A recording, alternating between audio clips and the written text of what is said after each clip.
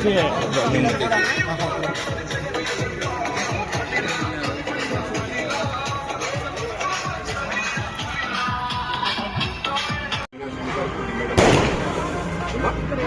మంచి జరిగి ఉంటే మాత్రం మీ బిడ్డకు సైనికులుగా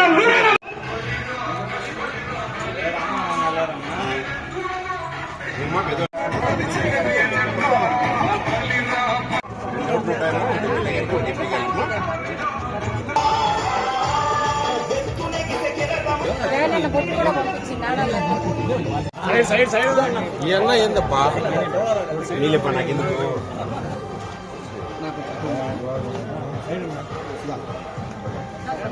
ఎన్నికల ప్రచారం బద్వేల్ నియోజకవర్గంలో ఎలా సాగుతుంది డాక్టర్ సుధా గారు?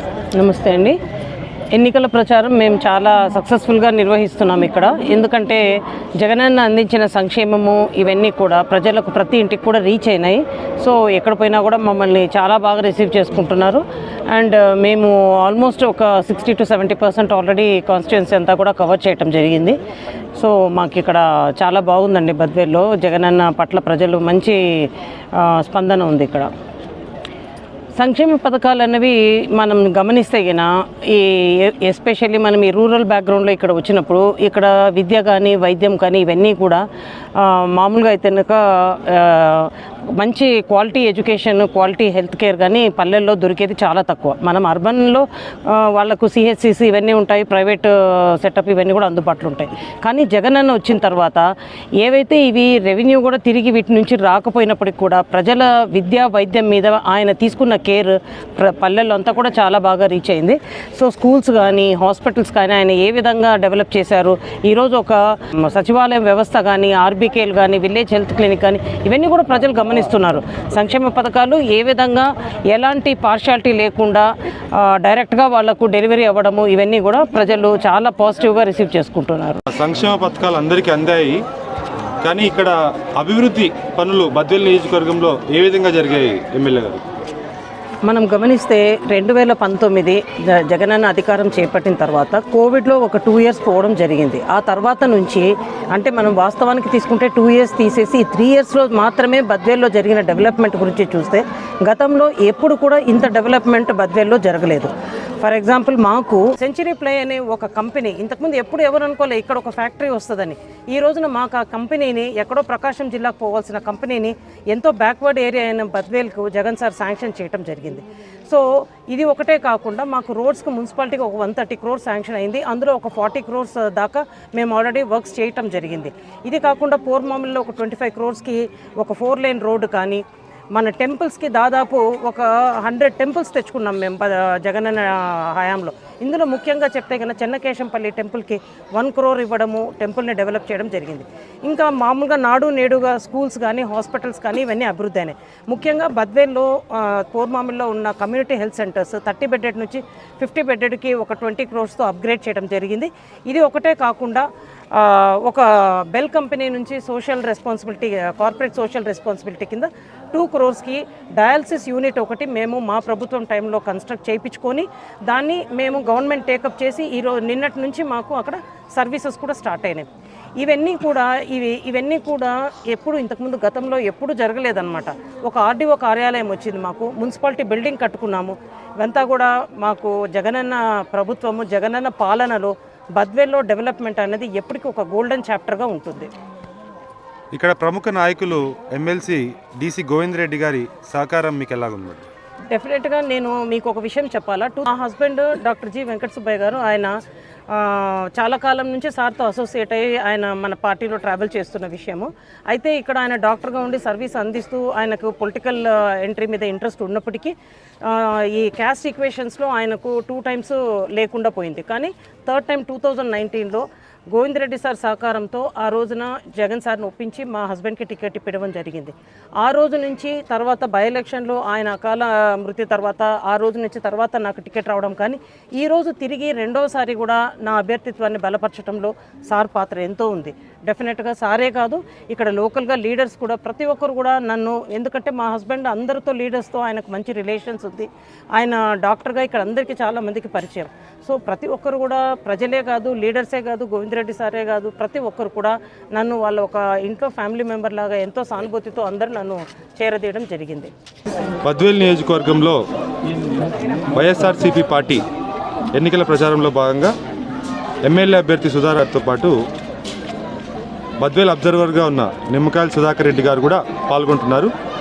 సుధాకర్ రెడ్డి గారు, బద్వేల్ ఎన్నికల ప్రచారం ఎలా ఉంది?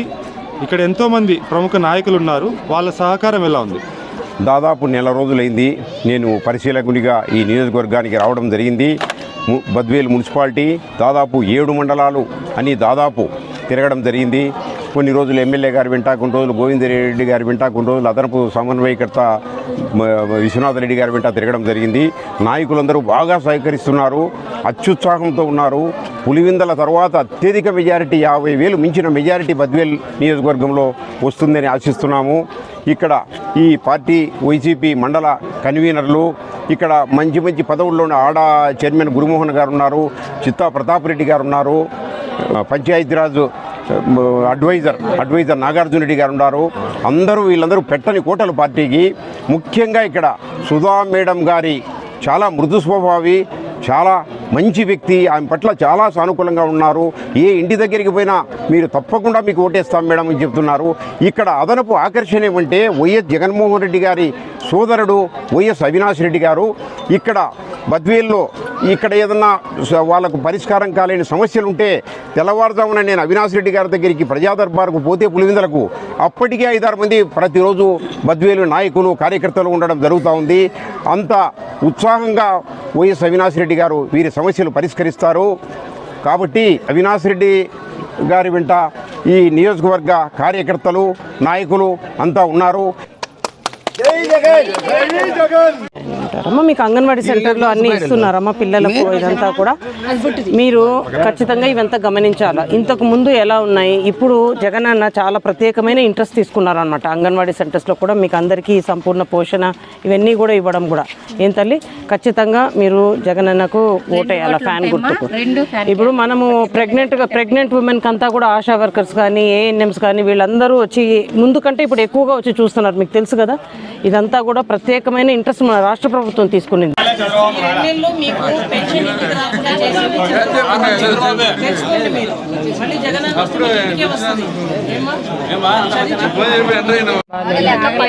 బాగాలేదా? సర్లే సరే సరే సరే.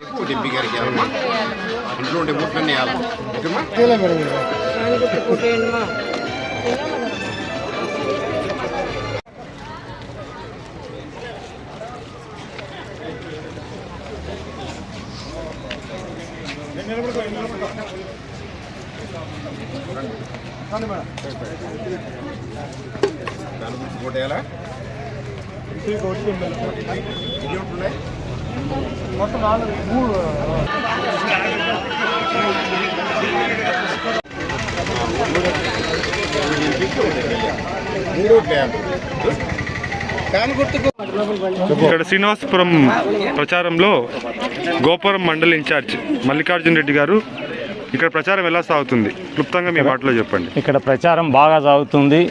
ఎందుకనంటే ఇక్కడ 2004లో మేము ఎంపీపీగా కూడా ఉన్నాము. సో అప్పుడు ఈ ఏరియా అంతా కూడా ఓన్లీ చెట్లమయము ఆ విధంగా ఉండండి. సో ఎక్కడికి పోయినా అప్పుడు వాటర్ కూడా వచ్చేది కాదు. తర్వాత రాజశేఖర్ సార్ వచ్చినాకనే పెద్ద పెద్ద కొండలు పిండి చేసి ఈరోజు మా చెరువులోకి నీళ్లు తెప్పించాడు ఆయన. దాంతో కూడా జగనన్న వచ్చిన తర్వాత ఈ 3 ఏళ్ళు కూడా మాకు సస్యశ్యామల నీళ్ళు వస్తున్నాయి. ప్లస్ ఈ భూములు కూడా ఇక్కడ ఎవరు కొనేవాళ్ళు కాదు ఆ టైంలో. అప్పుడు 2004లో వద్దురా నాయన అనేటటువంటి వాళ్ళు ఈరోజు ఎకరా మంచి జగనన్న వచ్చిన వల్ల కొన్ని ఫ్యాక్టరీలు పెట్టడము, దానివల్ల ఈ ఏరియా అంతా కూడా మున్సిపల్ లెవెల్లో పేరు పొందడము, తర్వాత ప్రతి ఒక్కరూ ఇక్కడ పర్చేజింగ్ కూడా ల్యాండ్ కూడా వాల్యూ పెరిగి అందరూ కొనడము, ఇక్కడ ఫ్యాక్టరీలు కూడా 1252 ఎకరాలు ఉండేటటువంటి గోపురం ప్రాజెక్ట్ సొసైటీని మార్చి దాంట్లో అక్కడుండే లేబర్కు 400 ఎకరాలు ఇచ్చేసి మిగతాది 500 ఎకరాలు మనము ఇండస్ట్రీలో ఆంధ్రప్రదేశ్ ఇండస్ట్రియల్ ఇన్ఫ్రాస్ట్రక్చర్ ఫెసిలిటీకి అప్లై చేసి దాంట్లో 100 ఎకరాలు మనం ఇప్పుడు సెంచరీ ఫ్లైకి ఇచ్చారు. ఇక్కడనే 10-12 కోట్ల రూపాయలు ఈ మండలం వరకు కూడా ఆయన శాంక్షన్ చేశాడు. మంచి రోడ్లు ప్రతిదీ అట్లాగా ఉంది. కాబట్టి మేము ఏంటంటే జగన్ ఇక్కడ ఉండే ప్రజలు మర్చిపోరు. దానివల్ల మాకుండే జగన్ మళ్ళీ వస్తే ఇంకా 450 ఎకరాలు ఉంది. దాని 450 ఎకరాలు ఏపీఐసి ద్వారా ఇండస్ట్రీస్ కూడా వస్తాయి. అలాగే ఇంకోటి విండ్ ప్రాజెక్టు కూడా ఒకటి హైడల్ ప్రాజెక్టు కూడా పెడుతున్నారు. ఆ హైడల్ ప్రాజెక్టు కూడా రాసాయిపేటకి దగ్గరలో పెడుతున్నారు. దానివల్ల కూడా చాలామందికి మనకు ఎంప్లాయ్మెంట్ వస్తుంది. సో దీనివల్ల ఏమవుతుందంటే మా మండల ప్రజలంతా బాగా హ్యాపీగా ఉన్నారు. కాబట్టి జగనన్నే మాకు కావాలని కోరుకుంటున్నారు. మా నమ్మకం జగనన్నే అంటున్నారు. ఫ్యాన్ గుర్తుకే వేస్తాము, జగనన్నకే అంటున్నారు. జై జగన్.